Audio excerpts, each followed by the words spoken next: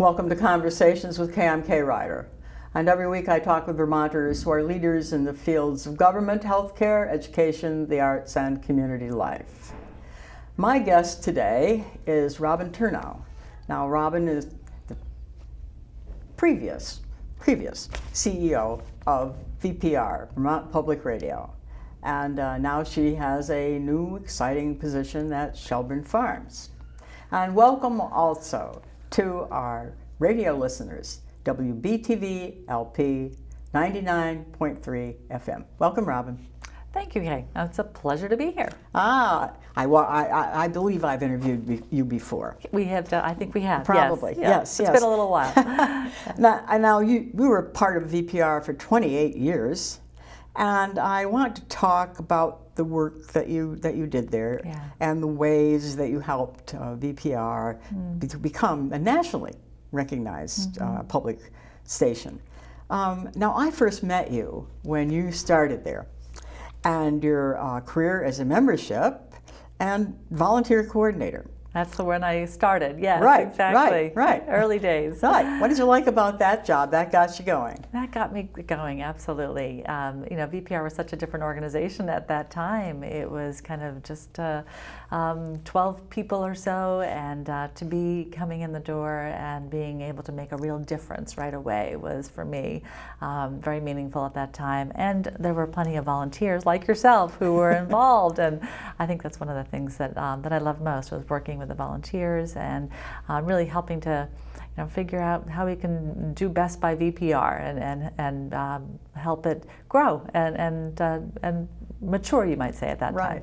Yeah. Now, at that time, you plugged into a lot of the national VPR shows, like Robert J. Lutzelman, as my son used to say. It took him so long to get his name out. Yes, exactly. But you did live that, and we didn't have as much local programming. Right. You're right. Yeah. Right. Yeah. That's something you really worked on over the years, wasn't it? Absolutely. That was a big part of VPR's transformation, you might say, over the years, was making sure that we had more and more local programming that reflected the community and that really connected people with what was happening with their neighbors and the town next door and in Montpelier. So more and more local news and more local music as well. Right. Now, talking about local things that you did, I always felt that one of the greatest things you did for the local community and for the state of Vermont was when Irene hit Vermont, Tropical Storm Irene. And, it was just a savage thing for the state, the communities. Absolutely. And VPR was on the air, making history. Absolutely making history, doing public service. And we don't often think about radio stations doing public service, but they certainly did, and VPR did. And you stayed on not just days, but weeks, and even months later you were reporting on the things that people still needed in these towns. That was marvelous, wasn't it? Oh, absolutely. I think it is, you're right, one of those moments that will always be forever in VPR's history as a prime example of public service, to your point, and the fact that VPR did continue to cover the story of the recovery for weeks and months and years following the story. But that week, the week of the storm, for me, is what really resonates about the connectivity that VPR provides, because there was an example where we knew we couldn't just go on with Vermont Edition the way that we had before. We had to extend the program. We had to open up the phone line several times a day, so not having the repeat of the program in the evening, but actually going live again. And there were so many moments when there were connections that were made where somebody would call in and say, I am really concerned about so-and-so in this little town. I haven't seen him. I haven't heard from him. If anybody knows where he is, please let me know. And then a caller just 5 minutes later would say, I saw him. I just saw him 10 minutes ago. He's fine. And that's the way that VPR provided that essential service in the moment of connecting people and to the resources as well of how to get what you needed, how to get water, how to get to where you needed to go. It was certainly for VPR a pivotal moment, you might say. Yeah, absolutely. I remember so many poignant moments, Yes. like what you just mentioned. I saw him. He's okay. Exactly. And in small communities, this is extremely important. Everybody knows everybody else in the small towns. Right. And VPR was, we knew the storm was coming, but we were in a way as surprised as everyone. We had reporter Steve Zind, who we had known that he was at home and he could get deployed to where he needed to go to cover the story, but his driveway was washed out, so he couldn't go anywhere. He had to get on a bicycle and get to where he was going, and then get to a car eventually. But it took us a little while to kind of get to the stories. There was so much damage, of course. Right. But, so VPR was also, in a way, feeling the effects of the storm at the same time. Well, you did a marvelous job. Thank you. Marvelous job. And I'm talking with Robin Turnau, who is the former CEO of VPR and is now working at Shelburne Farms in Shelburne, Vermont. Let's talk about, and you can do all these public services and all these shows. You need money. Yes. And you every nonprofit needs money, right? Absolutely. And you were involved while you worked at Shelburne. At VPR in the areas of development, and you worked up until you were the director of development. And when you were there, they had an early campaign, a capital funds campaign that I actually worked on. Yeah, that's how we got to know each other. That's how we really got to know each other. And what did you do with the money from that capital from campaign? That early campaign? Yeah, that was in the early 1990s, and that was when VPR was in two different locations. We had a studio in Windsor, and we had a studio in Colchester, in 40th and Allen. But it wasn't an ideal studio at all. It wasn't soundproof, for instance, and the pipes would freeze in the winter, and it was not VPR's property. We really needed to build a permanent home for VPR, and that's what that campaign was all about, to bring together the staff into one location. And that was also in 40th and Allen that we ended up buying a veterinary hospital, the historic veterinary hospital. Stalls exactly, yes. And then renovating it for VPR's use at that time. And we moved into that new studio in 1995. That was a $2 million campaign at that time, which was huge for VPR because we didn't really have the base of you might say more generous supporters. We had a lot of supporters of VPR at that time, but we weren't sure we were going to be able to do that campaign, and luckily it was a big success at the time, thanks to people like you who helped out. Well, you're right on the money there, because VPR did not have a lot of what I would call big donors at that point. And we were going out in team. We had a team. I worked on a team, and we were going out and we were asking loyal listeners. Yeah, exactly. And we weren't, in today's terms, we weren't asking for that much money. Right. So we had a lot of people going out, getting smaller donations, if you will. Yes. In campaign speak, that was a very flat pyramid, so that there were a lot of supporters at the bottom of the pyramid, and just a few at the top there. Yeah. So it was definitely more of a grassroots campaign at that time. Right. Now, you then became what they call development director. Now, what does a development director actually do? Yeah, I was a development director and then moved on to the vice president of development, and basically overseeing all the revenue for VPR. For VPR, that was overseeing the corporate support, the corporate underwriting that provides, I believe it's 25% or so of VPR's revenues, looking at all the ways that we communicate with our individual listeners and how to encourage them to become donors, of course, whether it's a pledge drive or whether it's through a mailing or an email or however that would be, or looking at foundation support. So looking at the many different ways that VPR can raise the dollars it needs to carry out its mission, you might say, and looking at the many ways that we communicate with our listeners through marketing and communications.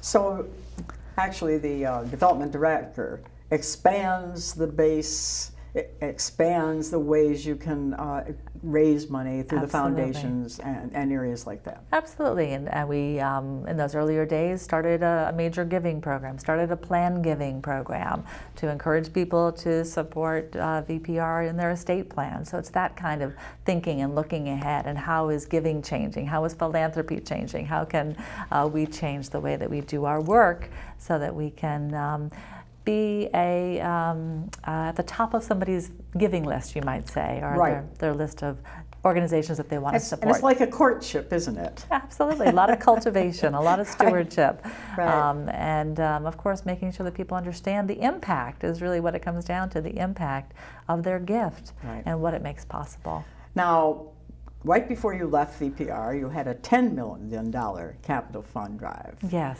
And that was a really exciting venture because you really did two major things with that one. And one was to expand the area of your studio to do more programming. Talk about that, if you would. Well, VPR, the building I was just talking about that we renovated, the veterinary hospital in 40th and Allen, that was a tremendous home for VPR for about 20 years, but we quickly ran out of space because media changes, VPR had changed. We added more reporters, we added more classical hosts, we built our staff to provide the local service. We didn't have room for everybody in that old building, so we really were busting at the seams, so to speak. So we needed to expand the building for that purpose, but also because it was hard to bring the public into our building. There just wasn't the room for it. And so the idea with the renovation and the expansion was to do just that, to provide a 21st century newsroom that all of our reporters and producers could be together in one space, to provide a space where VPR could convene events and live performances, panel discussions, and so that's what the Stetson Studio 1 is all about, a large space that VPR can do that. And also another big component was to create a space that was as net zero as possible. So there's solar on the roof, and the way that the building was designed to be as energy efficient as possible. So those are the big components, but the other component of the campaign was an innovation fund, and that to me was one of the most exciting parts because it makes it possible for VPR to invest in new initiatives and to expand programming and to try new things, kind of take some risks in a way. Sometimes when you're looking at a new program, it could be daunting to see the cost of it and not knowing if it's going to be a success. Yeah, exactly. Yeah. And so to be able to have the seed money that is needed to do that kind of thing and to think a little differently, that's what the Innovation Fund is really making possible. Well, I wish that all nonprofits could have an innovation fund. I agree. I mean, you can call it an endowment if you will, and sometimes people use endowments for pilot programs or things like that. You're kind of talking about a pilot program, Let's do this. Right. If the audience loves it, then we have a success. Exactly. Especially in this digital age right now for VPR, it's also looking at podcasting innovations or, What is podcasting? So podcasting is basically audio that you would download. It could be audio or video that you download and that you could subscribe to. So you might subscribe to VPR's newest podcast called Jolted, and you can just have that appear automatically on your phone or your laptop, or you can go and seek it out and listen to it. But it's basically listening to audio on a device. Right. Now, technology has really flown ahead, and I think sometimes that, we used to go and turn on the radio. Yes. And now we have our phones. Yes. And we have podcasts, and we have Sirius Radio, and we have so many things to choose from. Mm-hmm. And part of VPR's mission and way to do things is listen to us. Listen to us. Now, how do you achieve that? Yeah. Well, it's an interesting question because basically it's all rooted in high quality audio. High quality audio is really what it's all about, and storytelling. And so as long as VPR can continue to have that really high quality, essential programming that people want to listen to, that's what's most important. And then there's the many different ways that they can now provide that those programs and those news stories, and whether it is through a podcast or in some other new way. There's a lot of people who stream these days. So nowadays I wake up to my smartphone, and that's my alarm clock, and it automatically starts to stream what I'm interested in, VPR right now. And so there's lots of different ways that people connect that isn't necessarily the FM dial anymore. Yeah. And it offers a lot of opportunities in a way, because if you think about the broadcast clock, you know that when you're listening to On Point, that it's going to be a program that is 57 minutes or 58 minutes or whatever it is. But a podcast can be any length. So you don't have the boundaries of the broadcast clock, which I think is pretty freeing in a way for a producer. So they could produce a 12-minute podcast one week and a 25-minute podcast the next week. Oh, for a producer, it's and wonderful. For a producer, exactly. I have a half hour. I mean, Yes. For a producer, it's really great. Right. And when we talk about streaming, yeah. What do you mean by that? Streaming is just connecting to VPR or whatever the audio source is through your digital device, through your smartphone or through your speakers. So it's not through the FM channel. It's a digital stream. So I'm talking with Robin Turnau, former CEO of VPR, and now she has an exciting job at Shelburne Farms. One thing I love about your new building is your space where someone can be playing the piano or playing the violin, a local artist, and people can come and listen. Right. That's wonderful. I agree. I think that VPR's new studio, called Stetson Studio One, is an incredible venue. There is a wonderful Steinway piano that is brand new, that was a part of this whole initiative. And to your point, to have a live classical broadcast where people can come in and watch it live, they can stream it, they can Facebook Live it, but we can also, of course, broadcast it. And that's the whole point, is to have many different ways that VPR can now connect with the audience and the community, and to feature those local community members who are musicians as well. Now, VPR has both a news station and a classical station. Yes, they do. Yep. Now, why did you decide to do this? That was back a little ways now, and VPR saw that the audience had in a way plateaued, and we were basically splitting the day, you're right, between classical music and news.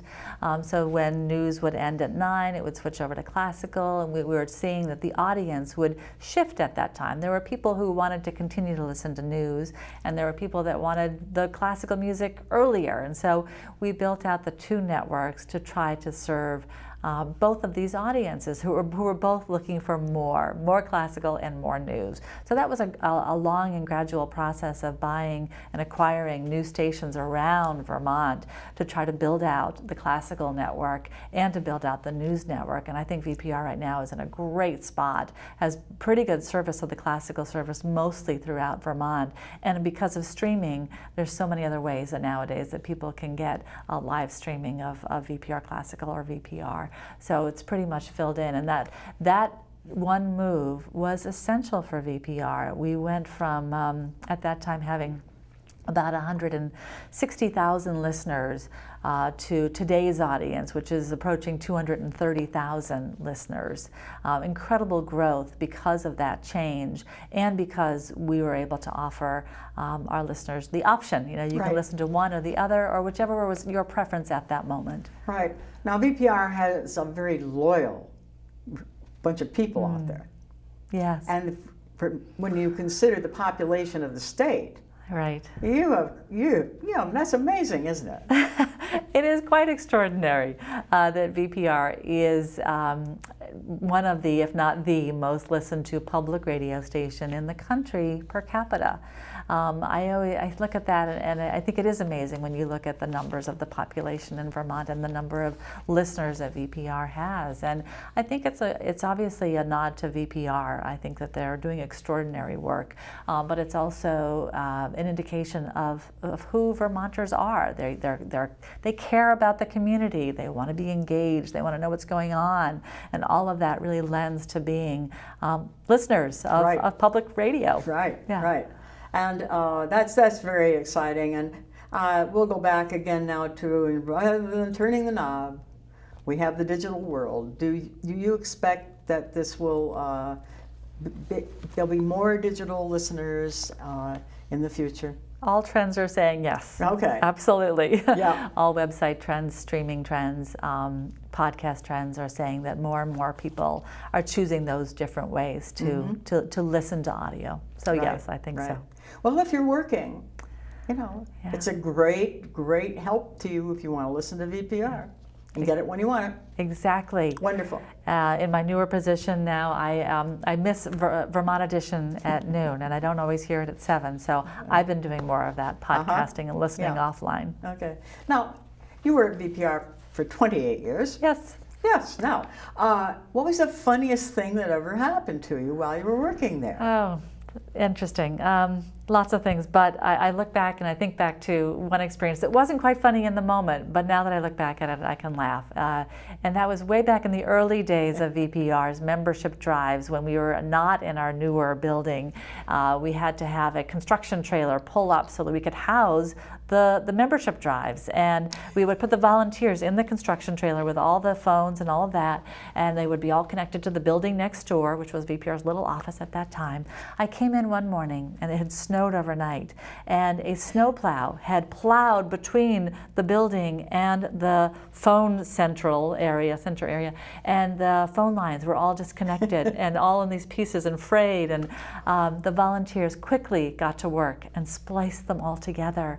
And it was miraculous. Right. We missed just a few minutes of the pledge drive that morning, but we got back on, I think, by 7 a.m. Now I laugh at it now to say it was, but it wasn't quite funny in the moment. Yeah. So there you go. At the time, it was, oh my God, what are we going to do? Exactly. Oh yeah. Yes, but determined volunteers did the work. Those were creative volunteers, Yeah, too, they I were. must say. Yeah. Yes. I'm talking with Robin Turnau, the former CEO of VPR, and now she has an exciting job at Shelburne Farms. So one more question about VPR. What are the biggest challenges going to be for public stations in the future? Yeah, I think that we covered definitely making sure that public media is as digitally focused as they can be, and having the resources to do that. It is expensive to produce radio, and the VPR needs to ensure that they have that support going forward. So I would say making sure that the resources there, the fundraising is there to support VPR would be two of the challenges there. Right. Right. And also being relevant, continuing to be relevant for younger generations, I'll add that, because the public radio age is about 50 years old and aging a little bit. So being careful to create content that appeals to younger generations. And I think myself, the more local content you can get on the radio, the better off you are for the younger folks. Absolutely. They're interested in government. Yeah. Relevant content in the moment for every generation. Right. Well, you certainly did a wonderful job at Thank VPR. you. Thank you very much, Kay. Wonderful. Successful career, and you left them in wonderful shape. That's great.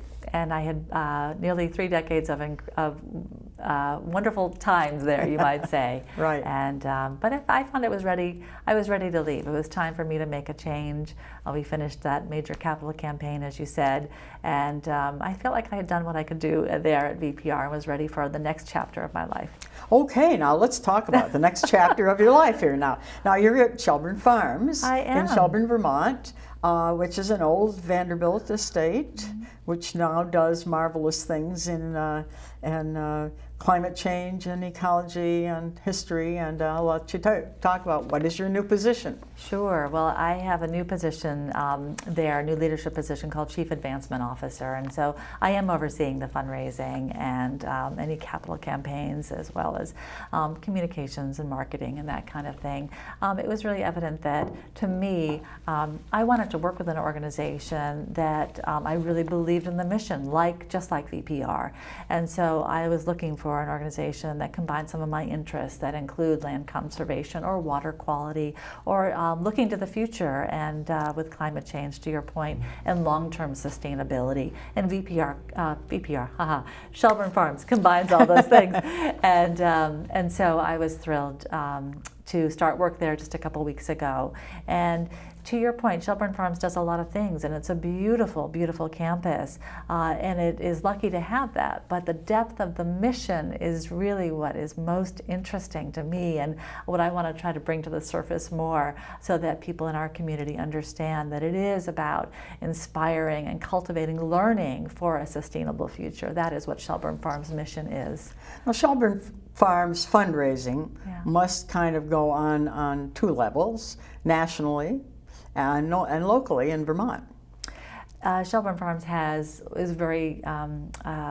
donors from all over the country, you might say, as well as maybe even the world. So there is a donor base that goes beyond Shelburne, and so that is something that is an asset, you might say, for the organization. But it still relies greatly as well on memberships, local memberships, as well as the cheese-making operation, as well as the market garden and the inn and the dining there, as well as maple syrup. So all of the above. Yeah. So you have a farm. You have a place where people can come, and it's beautiful. Yes. They can cross country ski in the winter. They go can for hike. Walks. They can hike the rest of the year. Membership gets to do all those good things. But education. Now, I think a lot of people don't know a lot about all the education that goes on at Shelburne. Actually, for people of all ages. Yeah. I agree. The real focus for Shelburne Farms is education, and I had the pleasure this summer of listening in or sitting in on an institute that they hosted, a week-long institute for educators. It took place at the Coach Barn, and there were 90 educators from all over the world, Nigeria and other countries, and they had come to learn about and to interact with each other about how do they educate for a sustainable future. And so that's the kind of impactful work that Shelburne Farms does that people aren't as aware of, and that's the kind of story that we want to be able to tell more of. Right. Now, when I think of Shelburne Farms, in some ways, I also think of ECHO, because you're both on the lake, and the lake is such a beautiful resource, and you need to think about how to sustain the land and the water, and how is climate change going to affect all this? That's the question that we're asking, absolutely. I know Shelburne Farms is a part of many of the conversations about water quality and about land use and about agriculture in Vermont as well. But climate change is something that we're paying close attention to, and we have a lot of conversations around that at Shelburne Farms. Right, and beauty is so important. Our lives are so hectic. We have all this digital stuff, and we need to turn it off and walk out and look at the world, don't we? Absolutely, and Shelburne Farms is a great place to do that, whether it's hiking up to Lone Tree Hill or taking a walk through the children's farmyard, or on the paths that I keep on saying VPR, that Shelburne Farms provides. It's a great place to really reflect on where we are today and what our future holds. Right, and we need to relax our minds. Yeah, absolutely. We get so much information, maybe too much. And when you think about Shelburne Farms offers, and not only all these classes, it's part of history, isn't it? It was put together by Henry Olmsted. It was, and you can tell when you are on the campus, as we call it, that it was designed very carefully for that kind of an experience that you're talking about. Yes, Frederick Law Olmsted was the one who had the original vision for how it would be designed, and Robert Robertson was the architect who created the buildings, whether it's the farm barn or the inn or the coach barn, and all beautifully situated, you might say, on the landscape. Right. Right now, Shelburne Farms has a lot of volunteers too. They do. People who are there either taking tickets at events or giving tours, and it's terrific to have the support that we have from the volunteer. So you are excited about your new position at Shelburne Farms. What are you most looking forward to? I am most looking forward to truly understanding that complex organization that it is. There's so much to Shelburne Farms, and it's been wonderful to kind of dive right into it, and I'm learning new things every day. So I look forward to when I think I feel that I know more and more about the place. Well, that sounds like fun. Yeah. Thanks for coming. Thanks for all you did for BPR. And I'll interview you again sometime. We'll find out what you're doing at Shelburne Farms. Thank you, Thank Kay. you, Robin. Thank you for joining us on Conversations with Kay.